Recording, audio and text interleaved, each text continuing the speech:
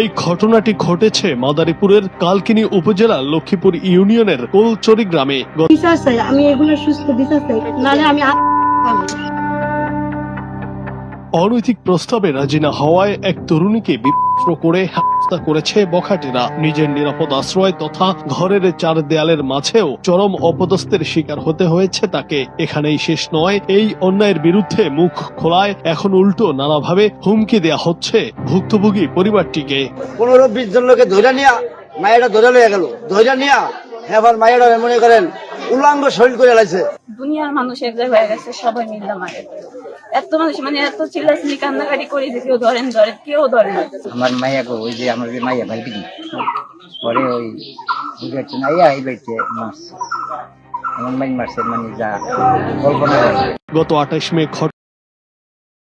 আজ শনিবার দুপুরে কালকিনি থানায় একটি লিখিত অভিযোগ দায়ের করেছেন 22 বছর বয়সী ওই তরুণী। অভিযোগে 8 জনের নাম উল্লেখ সহ অজ্ঞাত আরো কয়েকজনকে আসামি করা হয়। থানায় দেওয়া অভিযোগপত্র অনুযায়ী এই ঘটনার পেছনে মূল অভিযুক্ত হিসেবে মাসুদ তালুকদার, হবি তালুকদার, রাসেল তালুকদার এবং সম্রাট তালুকদার সহ তাদের বেশ কয়েকজন সহযোগীর নাম উল্লেখ করা হয়। আমার সাথে মিথ্যা মান সম্মান নিয়ে একটা মারামারি করতেছে, এরকম মিথ্যা কথা নিয়ে, মিথ্যা মান সম্মান নিয়ে একটা শান্তির দ্বারা তাদের সাথে কথা বলা হয়েছিল। ওরা 10 জন 12 জন আমার উপরে এভাবে আবার আহত করছে, আমার কত বিক্ষত করছে আমার শরীর। তারপর আমার পরনে কোনো কাপড় চোপড় ওরা কোনো কিচ্ছু রাখে নাই। লাস্ট পর্যায়ে আমি একবার ওইখান থেকে আইসি ঘরের ভিতরে, মানে এই ঘরের ভিতরে আমার দরজা ধাক্কায় আমার বাবারে আমারে মারতে হয়েছে, আমার বাবারে মারছে, আমার মারে মারছে, আমারে মারছে। আমি বিচার চাই, আমি এগুলো সুস্থ বিচার চাই, কারণ আমার যেভাবে ওরা আমার মান সম্মান নষ্ট করছে, ওরা আমার আরো মারতো, কিন্তু আমার পোশাক নিয়ে ওরা কেন ছিনিমিনি করলো, এর আমি সূক্ষ্ম বিচার চাই, নাহলে আমি আত্মহত্যা করবো।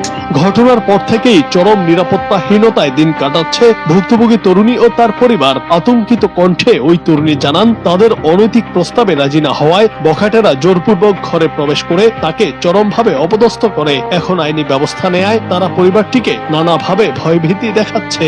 সমাজে সম্মানের সাথে বেঁচে থাকার জন্য তিনি প্রশাসনের কাছে এই অন্যায়ের দ্রুত ও সুষ্ঠু বিচার দাবি করেছেন। এদিকে ঘটনাটি জানাজানি হওয়ার পর এলাকায় তীব্র ক্ষোভের সৃষ্টি হয়েছে এবং স্থানীয়রা এর দৃষ্টান্তমূলক শাস্তির দাবি করেছেন।